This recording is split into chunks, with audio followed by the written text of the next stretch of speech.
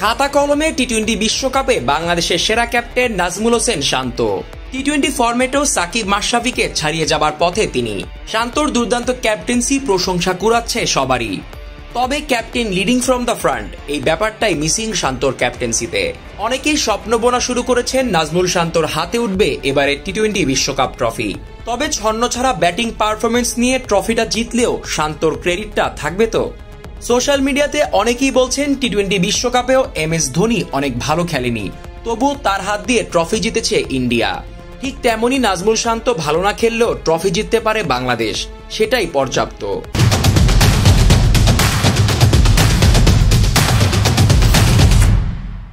আদৌ কি সত্যি এই কথাটা? চলুন দেখে নেওয়া যাক যা হয়েছে, যা হতে পারে কিংবা যা হওয়ার পথে।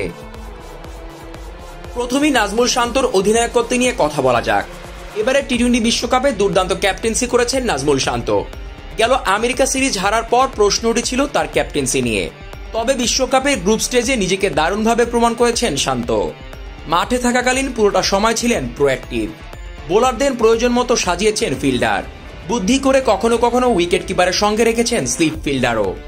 বোলিং রোটেশন থেকে শুরু করে ক্রুশাল মোমেন্টে বোলার চুজ করা, সব কাজই দুর্দান্তভাবে করেছেন নাজমুল।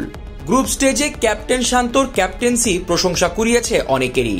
এবারের বিশ্বকাপে শান্ত বনে গেছেন বাংলাদেশের ইতিহাসে সেরা টি-20 ক্যাপ্টেন।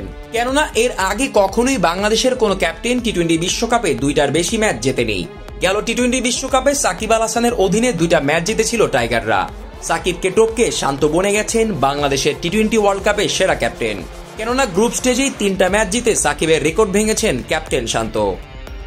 শুধুই টি-20 বিশ্বকাপ নয়, টি-20 ফরম্যাটেও ক্যাপ্টেন শান্তর জয়ের শতাংশ মাশরাফি বিন মুর্তজা কিংবা সাকিব আল হাসানের থেকে অনেক বেশি। নেপালের বিপক্ষে জয় টি-20 অধিনায়ক শান্তর 10ম জয় ছিল। এই 10টা জয়ের দেখা তিনি পেয়েছেন মাত্র 18 ম্যাচেই। বাংলাদেশের হয়ে অন্তত 10 ম্যাচ দায়িত্ব পালন করা অধিনায়কদের মধ্যে শান্তর জয়ের হার সবচেয়ে বেশি। 55.55% জয়ের হার নিয়ে শান্ত আছেন সবার উপরে। সাকিবের অধীনে টাইগাররা 39 ম্যাচে জয় পেয়েছে 16 বার।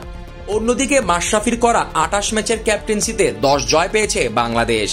এদিকে মাত্র 18 ম্যাচেই মাশরাফি টি-20 ক্যাপ্টেন্সির রেকর্ড স্পর্শ করেছেন নাজমুল শান্ত। ক্যাপ্টেন্সি ভালো হলেও ব্যাটার শান্তর পারফরমেন্স হতাশ করেছে সবচেয়ে বেশি। গ্রুপ পর্বের শান্তর করা 4 ইনিংসের রান যথাক্রমে 7, 14, 1 ও 4।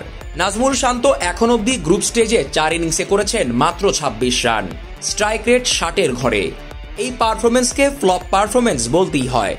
তবুও অনেক ভক্তদের মতে শান্তর পারফরমেন্স নয়, বরং তার ক্যাপ্টেন্সিতে যদি বাংলাদেশ বিশ্বকাপ জিতে যায় সেটাই হবে সবচেয়ে বড় পাওয়া। কেউ কেউ শান্তর এই পারফরমেন্সকে মহেন্দ্র সিং ধোনি 2007 বিশ্বকাপের সঙ্গে তুলনা করছেন। আদৌ কি তা লজিক্যাল? 2007 টি-20 বিশ্বকাপ ট্রফিটা জিতেছিল টিম ইন্ডিয়া। ক্যাপ্টেন ছিলেন মহেন্দ্র সিং ধোনি। 2007 বিশ্বকাপে 7 ম্যাচে ধোনি ব্যাটিং করেছিলেন 6 ইনিংসে। 128 স্ট্রাইক রেটে করেছিলেন 154 রান, যার মধ্যে 3টাই ছিল 30+ ইনিংস। ধোনির ব্যাটিং গড় ছিল 30-এর ওপরে। যেখানে 2007 বিশ্বকাপে ধোনির ব্যাটিং গড়ে ছিল 30-এর ওপরে, সেখানে গ্রুপ স্টেজে শান্তর করা 4 ইনিংসের রান 30ও ছুঁতে পারেনি। এমন পারফরমেন্সে তার হাতে শিরোপা আসলেও পর্যাপ্ত ক্রেডিটটা কি পাবেন শান্ত? সেই প্রশ্ন তোলা রইল, যার উত্তর হয়তো দেবে নেক্সট জেনারেশন। যদি কিনা বাংলাদেশ হয় এবারেই টি-20 বিশ্বকাপ।